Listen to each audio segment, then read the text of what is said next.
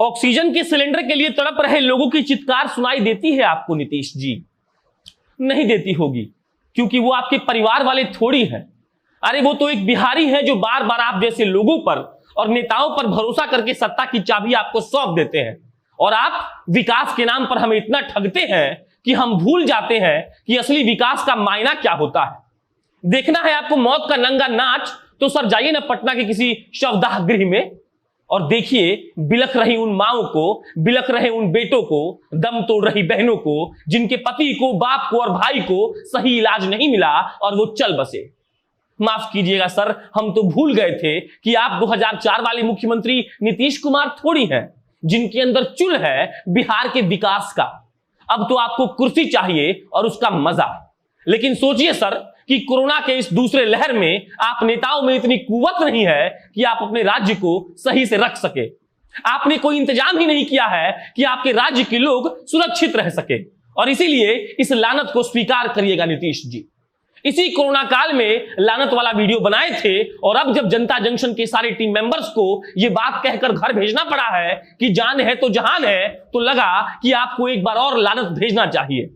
नमस्कार, मेरा नाम प्रशांत राय है और आप जनता जंक्शन का स्पेशल सेगमेंट कटाक्ष देख रहे हैं, जो आज के निर्लज हो चुके नेताओं पर होगी और अपने शर्म और लाज खो चुके अंधभक्तों पर।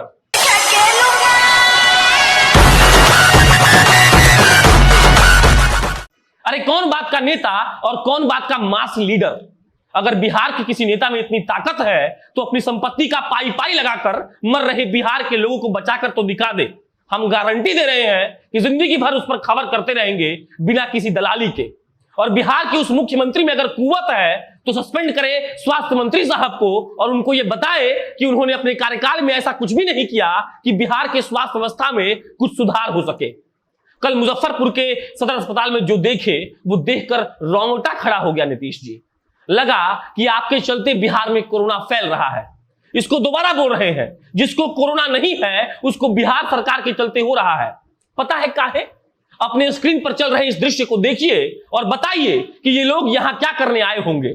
ये लोग कोरोना के जांच के लिए आए हैं और बहुत जोर से लानत भेज रहे हैं बिहार के उन सारे मंत्रियों को, मुजफ्फरपुर के विधायक को, मुजफ्फरपुर के सांसद को, बिहार के उन सारे नेताओं को जो इस बात पर टिके रहते हैं कि हम जन सेवा करना चाहते हैं। अरे आप तो जनता को लूटना चाहते हैं, और आपके अंदर इतनी हिम्मत नहीं है कि आप इस पेंडेमिक में आकर जनता के साथ खड़ा हो सके।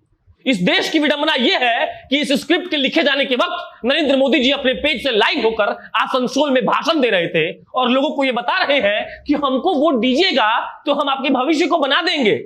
शायद मोदी साहब भूल गए हैं कि जिंदा रहने के बाद भविष्य की चिंता होती है। सुनिए ना नीतीश जी, आपने इनकी पार्टी के साथ गठबंधन किया है, तोड़ दीजिए वो गठबंधन। अगर आपका नेता लोगों की चिंता नहीं करता है तो नेता कहलाने के लायक नहीं है। दम तोड़ रहे उन लोगों के पास किसी नेता की गाड़ी नहीं पहुंच रही है, लेकिन सारे नेताओं का हेलीकॉप्टर साए साए करके वहां पहुंच जा रहा है जहां चुनाव है। इन नेताओं का तो कुछ नहीं हो सकता, लेकिन बस इतना याद रखिएगा मोदी जी कि जब आप अगली बार मन की बात कर रहे आएंगे तो एक डिसलाइक इस पत्रकार की तरफ से भी रहेगा, और मेरे निष्पक्षता पर सवाल उठाने वाले वो अंधभक्त मेरा जवाब अभी सुन ले कि मेरी पत्रकारिता से पहले मेरी इंसानियत आती है, और ये इंसानियत मुझे सिर्फ इतना सिखाती है कि मर रहे लोगों से ज्यादा जरूरी इस दुनिया में कुछ हो ही नहीं सकता।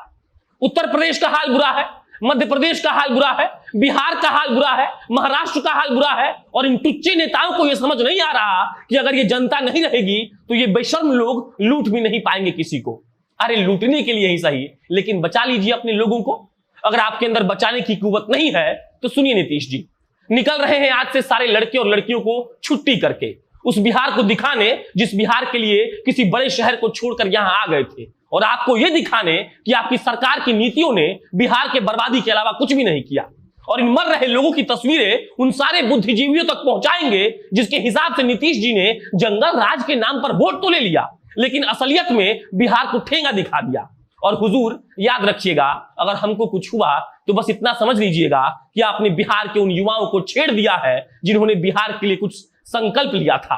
घूमेंगे अस्पताल अस्पताल और दिखाएंगे आपकी नाकामी को, चाहे आपकी पुलिस पीटे या दारोगा जेल में बंद कर दे। अब बस एक ही मकसद है मेरा, और वो ये कि आपकी नाकामी का सबूत पूरा बिहार दिखे।